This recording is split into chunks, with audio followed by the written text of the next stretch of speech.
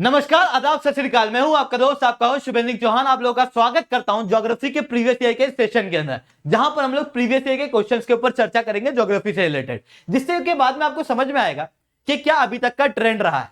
इसके बाद में आपको समझ में आएगा कि किस तरीके से क्वेश्चन जो है वो पूछे जाते हैं, उन क्वेश्चन को कैसे क्रैक किया जाता है। इसके बाद में आपकी प्रैक्टिस होगी, साथ में आप किताबों के अंदर क्या पढ़ना है क्या नहीं पढ़ना है वो समझ पाओगे। इतना ही नहीं, कई बार क्या होता है प्रीवियस ईयर के क्वेश्चंस में से कई बार ऑप्शन ऐसे कैसे उठा के पूछ ले जाते हैं, तो कई बार क्वेश्चन ऐसे कैसे पूछ लिए जाते हैं। इसलिए प्रीवियस ईयर के क्वेश्चन आपकी प्रिपरेशन के लिए बहुत ज्यादा इंपॉर्टेंट रहने वाले हैं। तो शुरू करते हैं सेशन को, पर उसके पहले एक बार मेरे बारे में जान लो। मैं शुभेंद्र चौहान हूं, बेस्ट टीचर अवार्ड विनर रह चुका हूं अनअकैडमी के ऊपर। इतना ही नहीं, I am the most loved most viewed educator on Unacademy. इसके अलावा थाउजेंड्स ऑफ बच्चे अभी तक मेरे से मेंटरशिप ले चुके हैं। आप लोग भी मेरे साथ में जुड़ सकते हो। But the most important thing जिसके लिए मैं जाना चाहता हूं वो है इस प्रेस्टिजियस टीम की वजह से, पाथफाइंडर टीम, जहां पर इंडिया के टॉप एजुकेटर आप लोगों को यूपीएससी की तैयारी कराते हैं। अगर आप लोग हमारे क्रैश कोर्स के अंदर जुड़ना चाहते हो तो वो अनअकैडमी चैनल के ऊपर शुरू हो चुका है, अनअकैडमी प्लेटफॉर्म के ऊपर शुरू हो चुका है, जिसकी कॉस्ट आपको 5599 पड़ने वाली है, जहां पर कंप्लीट सिलेबस हमारे द्वारा कवर कराया जा रहा है फॉर द प्रीलिम्स पर्सपेक्टिव।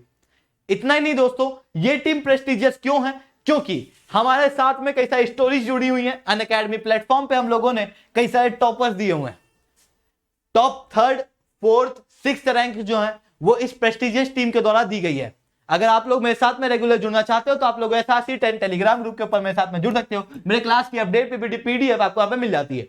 इसके अलावा अगर आप लोगों को चाहिए कि मेरे से वन ऑन वन मेंटरशिप मिले तो आप लोग अनअकैडमी का सब्सक्रिप्शन लेते समय कोड यूज कर सकते हो SRC10, जिसके बाद में आप लोगों को मेरे द्वारा वन ऑन वन मेंटरशिप मिलेगी। ठीक है, SRC10 कोड मेरी पहचान है, मैं अनअकैडमी प्लेटफॉर्म के ऊपर SRC10 नाम से जाना जाता हूं। तो जब आप लोग SRC10 कोड का प्रयोग करते हो तो दोस्तों दिल मेरा भी धड़कता है। तो चलिए शुरू करते हैं इस सेशन को, जहां पर सबसे पहले हम लोग प्रीवियस ईयर के क्वेश्चंस पे बात करेंगे। पर उसके पहले एक बार समझ लो कि ज्योग्राफी का सिलेबस क्या है। देखो, प्री के अंदर कहा हुआ है geography, physical, world, economic, social. पर अगर हम लोग मेंस में देखते हैं तो थोड़ा डिटेल में सिलेबस दिया हुआ है। दैट इज डिस्ट्रीब्यूशन ऑफ की नेचुरल रिसोर्स पूरे वर्ल्ड के अंदर, इंक्लूडिंग साउथ एशिया और इंडियन सब कॉन्टिनेंट। साथ में कौन से फैक्टर रिस्पॉन्सिबल हैं प्राइमरी, सेकेंडरी, टर्शरी सेक्टर की इंडस्ट्रीज की लोकेशन के लिए। साथ में ये इंडस्ट्री वर्ल्ड में किस फैक्टर के कारण है और इंडिया में किस फैक्टर के कारण है। इसके अलावा इंपॉर्टेंट जियोफिजिकल फिनोमेना जैसे earthquake, tsunami, volcanic activity, cyclone, extra geographical features, ये सारी चीजें जो हमारे इंपॉर्टेंट है, उनकी लोकेशन क्या है, क्रिटिकल जियोग्राफिकल फीचर्स कौन कौन से हैं, फ्लोरा फोना कहां है और उनके इफेक्ट किस तरीके से होते हैं, किस तरीके से फ्लोरा फोना चेंज होते हैं। ये सारी चीजें हमारे सिलेबस पॉइंट ऑफ व्यू से इंपॉर्टेंट है फॉर द मेंस पर्सपेक्टिव। ठीक है, तो शुरू करते हैं इस सेशन को। सबसे पहला सवाल ये रहा आपकी स्क्रीन के ऊपर। With reference to the management of the minor mineral in India, consider the following statement.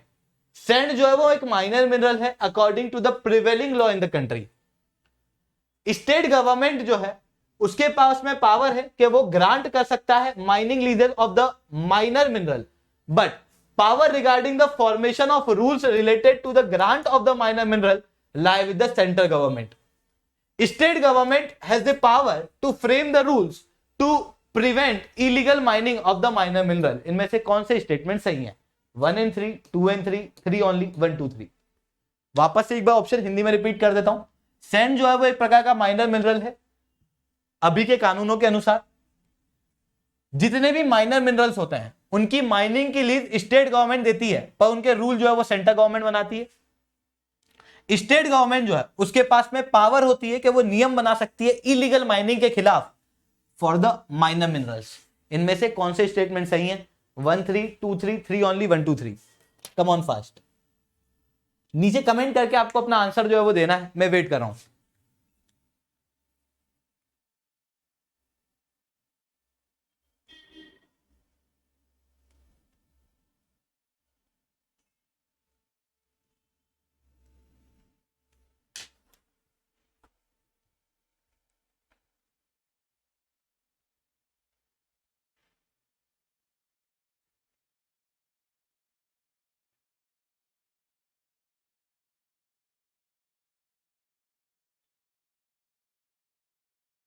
Come on.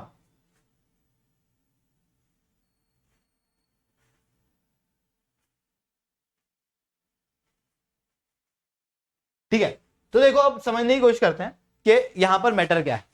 जब हम लोग माइनर मिनरल और मेजर मिनरल की बात करते हैं तो इसके ऊपर काफी बार क्वेश्चन पूछा गया है।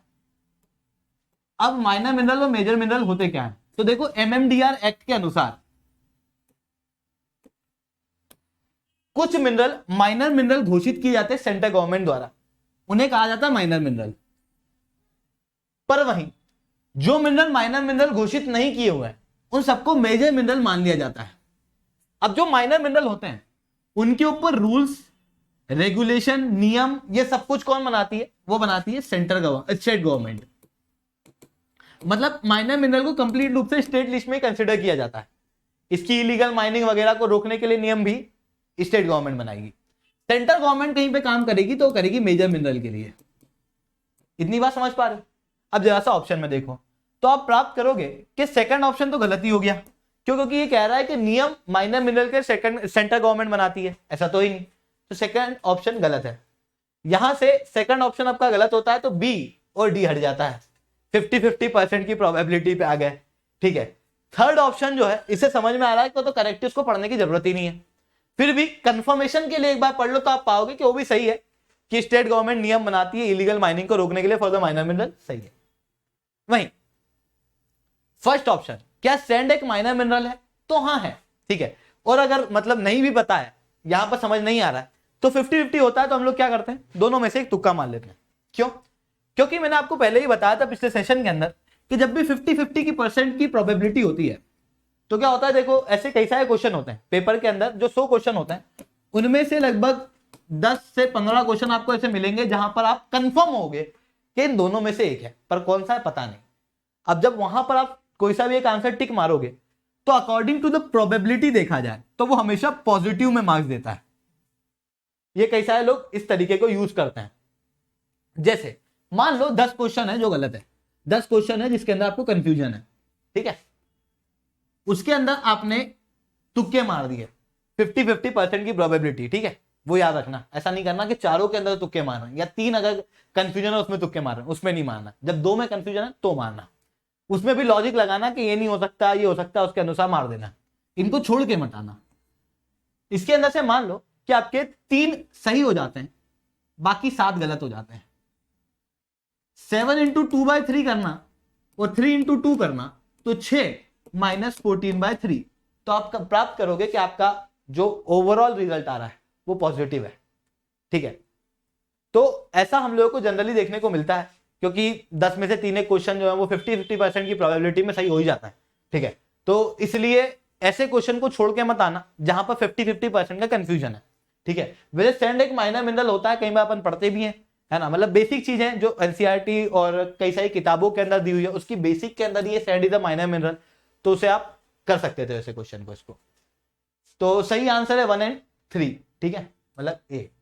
इसके अलावा अगला सवाल है with reference to the cultivation of kharif crop in which with reference to the cultivation of kharif crops in which in the last 5 years consider the following statement। पिछले 5 साल के अंदर कंसीडर करना कि खरीफ क्रॉप का क्या मामला है। ठीक है, वैसे 2019 का क्वेश्चन है। तो area under the rice cultivation is highest, rice का कल्टीवेशन हाईएस्ट होगा, पहला ऑप्शन। दूसरा option, area under the cultivation of jowar is more than the oil seed, दूसरा ऑप्शन। तीसरा option, area of cotton cultivation is more than sugar cane, area under sugar cane cultivation is steadily decreasing. इनमें से कौन से option सही हैं? 1 और 3, 2, 3, 4, 2, 4, 1, 2, 3, 4। इसका आंसर आपको नीचे कमेंट के अंदर देना है, 30 सेकंड का आपके पास में समय है। कम ऑन फास्ट। देखो मैं ऐसे करके नहीं बता रहा हूं कि यार ये सही होगा या ये गलत होगा, मैं आपको सीधे सीधे लॉजिक बता रहा हूं किस तरीके से आप लॉजिक लगाओगे अपने क्वेश्चन को सॉल्व करने में। क्योंकि ये लॉजिक जो है वो ऐसे क्वेश्चन जो आपको नहीं पता होता है, जिनके बारे में नहीं पता होता, उनको टैकल करने में मदद करते हैं। ठीक है, तो हम लोग लॉजिक्स के ऊपर काम करेंगे ना कि फैक्ट के ऊपर। ठीक है, फैक्ट भी बताते जाऊंगा मैं सेशन के अंदर, पर जो मेन एम है इस सेशन का वो ये है कि आंसर सॉल्व कैसे करते हैं। ठीक है, स्टैटिक में, करंट अफेयर्स में आप ये सारी चीजें पढ़ चुके हो, पर जो आपने नॉलेज अभी तक गेन किया है उसको कैसे यहां पर यूज करना है क्वेश्चन को सॉल्व करने में, मैं उसके ऊपर चर्चा करूंगा। ठीक है,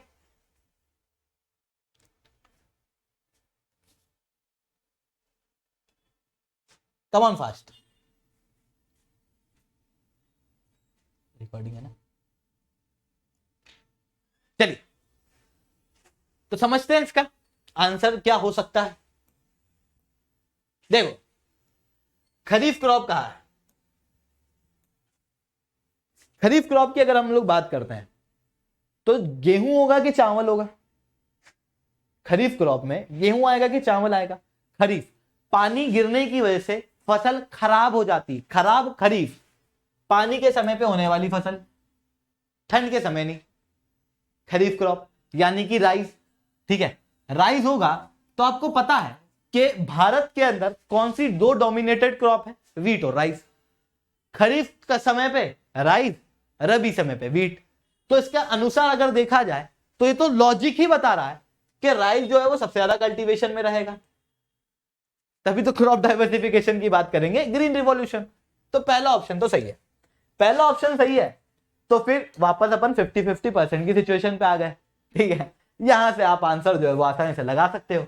चलो ठीक है, ये भी नहीं करना है। इसके बाद इससे समझ में आता है 3 भी सही हो सकता है, ठीक है। 3 भी सही हो सकता है कि कॉटन कल्टीवेशन जो है वो शुगर कल्टीवेशन के ऊपर है, पर इसको छोड़ते हो दूसरे ऑप्शन देखते हैं, ठीक है। चौथा ऑप्शन देखो, शुगर केन जो है उसका कल्टीवेशन लगातार गिर रहा है। इकोनॉमी के अंदर आपने पढ़ा होगा कि शुगर केन के ऊपर पिछले 5 सालों के पहले पहले हम लोगों ने दिया है FRP, फेयर रिन्यूमरेशन प्राइसिंग, जिससे शुगर केन के प्रोडक्शन को बढ़ावा दिया जा रहा है। इवन अभी आपको देखने को मिल रहा है इथेनॉल वगैरह के लिए शुगर केन के दाम जो है बढ़ रहे हैं, जिसके कारण से शुगर केन के प्रोडक्शन को बढ़ावा दिया जा रहा है। ऐसी कंडीशन में शुगर केन का लगातार गिरना तो नामुमकिन है। ये एक लॉजिक मेरा कह रहा है। तो मतलब बी फोर्थ का गलत होना थोड़ा सा डाउटफुल लग रहा है, ठीक है। एक बार सेकंड देख लेते हैं कि जो ज्वार है वो ज्यादा है सारे ऑयल सीड से, अकेला ज्वार, ठीक है, जो कि एक मिलेट है, मिलेट में भी केवल ज्वार, बाकी सारे ऑयल सीड से ज्यादा हो रहा है। तो ऐसा आपको लग रहा है क्या? क्योंकि मध्य प्रदेश, महाराष्ट्र, तेलंगाना के आसपास सोयाबीन उग रही है ऑयल सीड में, मस्टर्ड जो है पंजाब में उगाई जा रही है, ठीक है। ऐसा हो सकता है क्या कि ऑयल सीड से केवल एक ज्वार, सारे मिलेट भी नहीं, केवल एक ज्वार ज्यादा हो? नहीं। तो मतलब ये वाला ऑप्शन भी मेरे को लग रहा है गड़बड़, ठीक है। तो फिर इसके अनुसार देखा जाए तो इन लॉजिक से मैं कह सकता हूं कि 1 2 3 4 तो सही नहीं हो सकता, तो फिर 1 और 3 हो सकता है। A should be my right answer, ठीक है। देख लेते हैं फैक्ट वगैरह। फैक्ट के अनुसार देखें तो राइस कल्टीवेशन जो वो हाईएस्ट है 44.13 मिलियन हेक्टेयर 2015-16 के अंदर, ठीक है। इसके अलावा ज्वार जो है वो 17-18 मिलियन हेक्टेयर के अंदर उगाई जाती है, वहीं 28 से 26 मिलियन हेक्टेयर के बीच में उगाई जा रही है ऑयल सीड्स, जिसका मतलब ये है कि ज्वार से ज्यादा है ऑयल सीड, ठीक है। मतलब सेकंड ऑप्शन जो है वो गलत हो जाता है। तीसरा है कि शुगर केन का कल्टीवेशन जो है वो स्टीडीली डिक्रीज नहीं हो रहा है, ठीक है। पहले कम था, फिर बढ़ा, फिर कम हुआ, इस तरीके की स्थिति जो है वो हम लोगों को देखने को मिल रही है, ठीक है। तो कल्टीवेशन कम तो नहीं हो रहा है ना, लगभग स्टीडीली है, सेम है ना। 4.99 है, 5.066 है, फिर 4.953 है, तो वो लगभग सेम हम लोगों को देखने को मिलता है। इस कारण से शुगर केन का कल्टीवेशन जो है वो कम नहीं हो रहा है। वो लॉजिक हम लोगों का सही था, ठीक है। क्योंकि ये सारे फैक्ट ऐसे थोड़ी याद रहेंगे कि अरे ये शुगर केन इस साल इतना हो रहा, उस साल इतना हो रहा, ये याद नहीं किए जा सकते ना, ये ह्यूमनली पॉसिबल नहीं है। मतलब मेरे हिसाब से तो नहीं है, मेरे को तो नहीं होते। अगर आपको होते तो बहुत अच्छी बात है, पर हम लोग लॉजिक तो लगा सकते हैं ना हमारे पेपर में, तो we will use those logic here. इन पेयर को कंसिडर करो और बताओ कि इनमें से कौन सी चीज सही है। पंढरपुर चंद्रभागा नदी के किनारे है, त्रिचिपली कावेरी के किनारे है, हम्पी मलप्रभा के किनारे है। इनमें से कौन से स्टेटमेंट सही हैं? 1 2 2 3 1 3 none of this. Come on fast. देखो वैसे तो अगर देखा जाए एग्जाम के समय देखें या फिर अभी भी देखें तो ऐसे क्वेश्चन को देखकर डिमोटिवेट नहीं हुआ करो, क्योंकि कई बार लॉजिक से ऐसे क्वेश्चन सॉल्व हो जाते हैं, कई बार क्वेश्चन नहीं होते हैं इस तरीके के। तो ऐसा नहीं है कि कट ऑफ 100% जा रहा है, मतलब कोई 200 में से 200 नहीं ला रहा है ना। तो कुछ क्वेश्चन बनते ही इसलिए ताकि आप छोड़ो। अगर आप 100 के 100 क्वेश्चन अटेंड करके आओगे तो मैं कभी आपकी तारीफ नहीं करूंगा कि अरे 100 के 100 क्वेश्चन अटेम्प्ट करके आए, हो सकता है उसके अंदर आपने ज्यादा तुक्के मार दिए, तो वो चीज आपको नहीं करना है, ठीक है। आपका जो टारगेट होना चाहिए वो होना चाहिए कि हाँ चलो, मतलब पहले आपको देखना पड़ेगा कि आप किस एरिया में लाई करते हो, ठीक है। They are different areas. कुछ लोग ऐसे होते हैं जिनकी लगभग टेस्ट सीरीज देते देते उनको समझ में आता है कि यार हर बार मेरे 20 क्वेश्चन 20-22 क्वेश्चन गलत होते हैं। वो फिर उसके अनुसार अपनी स्ट्रेटेजी बना लेते हैं कि लगभग 80 क्वेश्चन मेरे को करके आने हैं, ठीक है। तो 80 क्वेश्चन मैं करूंगा, उनमें से मान लो मेरे 20 की बजाय 20 गलत हो गए, ठीक है, और बचे हुए 60 जो है वो सही हो गए। तो ना मतलब मैं एक ऐसी रेंज में राय कर जाऊंगा जो लगभग 100 के ऊपर है, थोड़ा सा सेफ जोन हो जाऊंगा, ठीक है। अगर टेस्ट सीरीज देते देते आपको लगता है कि नहीं यार मेरे 25 के आसपास क्वेश्चन गलत होते हैं, मैक्सिमम इतने होने चाहिए, मैक्सिमम, ठीक है, 25 से ज्यादा मत जाया करो, है ना। अपनी एक्यूरेसी को मेंटेन भी करना है, ऐसा नहीं कि बिल्कुल एक्यूरेसी की बैंड बजा के बैठे हैं। 25 क्वेश्चन लगभग आपके गलत होते हैं, तो फिर अपनी स्ट्रेटेजी बन जाती है कि यार नहीं 90-95 के आसपास मेरे को क्वेश्चन करना है, पर इससे कम एक्यूरेसी जाती है। अगर 30 के ऊपर अगर गलत होना है, 33 के ऊपर गलत होना है, वैसे हर 4 क्वेश्चन अगर कर रहे हैं तो उनमें से मैक्स टू मैक्स कुछ गलत हो रहा हो तो एक होना चाहिए, उससे ज्यादा नहीं होना चाहिए। पर अगर मान लो कि 25 क्वेश्चन ही गलत कराना है, उससे ज्यादा कर रहे हैं, 33% वगैरह करना है, मान लो कि 33 100 क्वेश्चन करे उनमें से 33 गलत कर दिया अपन ने, या फिर 60 करे उनमें से 33 गलत कर दिए। एक्यूरेसी अगर 30 के ऊपर जा रही है, ठीक है, इतनी बुरी एक्यूरेसी जा रही है, तो पहले अपने कॉन्सेप्ट को ठीक करो, रिवीजन करो, वहां पर चीजों को सॉल्व करो, ठीक है। जैसे आपके रिवीजन होते जाएंगे वैसे वैसे आपकी एक्यूरेसी जो है वो बेटर होती जाएगी। जैसे जैसे एक्यूरेसी बेटर होती जाए तो आप किसी एरिया में लाई कर जाते हो, उसके अनुसार अपनी स्ट्रेटेजी जो है प्रीलिम्स की तैयार करना। ये स्ट्रेटेजी तैयार एक दिन में नहीं होती है, ठीक है, ये होती है लगभग आपको देने पड़ेंगे 40-50 मिनिमम मॉक टेस्ट। तो ये मॉक टेस्ट जो है वो लगाना शुरू करो 40-50 के आसपास, ठीक है। तो ये कुछ क्वेश्चन होते हैं जिनको हमको छोड़ना होता है, ये बने ही छोड़ने के लिए। अब किसको पंढरपुर का थोड़ा सा पता है मेरे को, मतलब जिस समय पे मेरे को एक क्वेश्चन दिया गया था कि सर इसकी आंसर राइटिंग, मतलब इसका सॉल्यूशन बनाना है और वो सेशन लेना है, तो ये पता था मेरे को कि पंढरपुर जो है वो चंद्रभागा के किनारे है, त्रिचीपल्ली का पता था मेरे को कावेरी के किनारे है, पर हम्पी जो है वो कंफर्म नहीं था मलप्रभा के किनारे है। हालांकि बाद में मेरे को थोड़ा दिमाग पे, मतलब मेरे को ये चीजें याद थी, हो सकता है स्टूडेंट को ना हो सकता है, बिल्कुल होता है कि ऐसे थोड़ी पता कि यार एक एक नदी का पता है, ठीक है, कि यार कौन सी नदी कहाँ जा रही है, कौन सी नदी कहाँ से आ रही है, वो नहीं पता होता है। वैसे हम्पी के किनारे हमको तुंगभद्रा नदी मिलती है, ठीक है, मलप्रभा नहीं मिलती है। अब हम्पी अगर लॉजिक लगाओगे तो लॉजिक लगाने भी जाओगे तो हम्पी जो कर्नाटक में है, ठीक है, मलप्रभा भी कर्नाटक में से बहती है, तो फिर वो लॉजिक लगा पाना थोड़ा सा मुश्किल हो जाता है कि यार हम्पी में मलप्रभा आएगी या कौन सी नदी आएगी, ठीक है। तो फिर ये थर्ड ऑप्शन जो है ये थोड़ा सा आपको कंफ्यूज कर जाएगा। त्रिचीपल्ली वगैरह का तो पता रहता है कि हाँ ठीक है कावेरी जाती है, तो अगर यहां पर देखा जाए तो मलप्रभा तो नहीं जाती है, इसका मतलब 1 and 2 is the right answer. पर अगर आपसे नहीं हुआ है, डोंट टेक लोड, कुछ क्वेश्चन होते हैं जो छोड़ने के लिए बने हैं, मान लो कि ये उनमें से एक, ठीक है। तो दोस्तों आज के लिए इतना ही रखते हैं। लेक्चर अच्छा लगा है तो लाइक करो, लेक्चर बहुत अच्छा लगा है तो SRC10 कमेंट करो।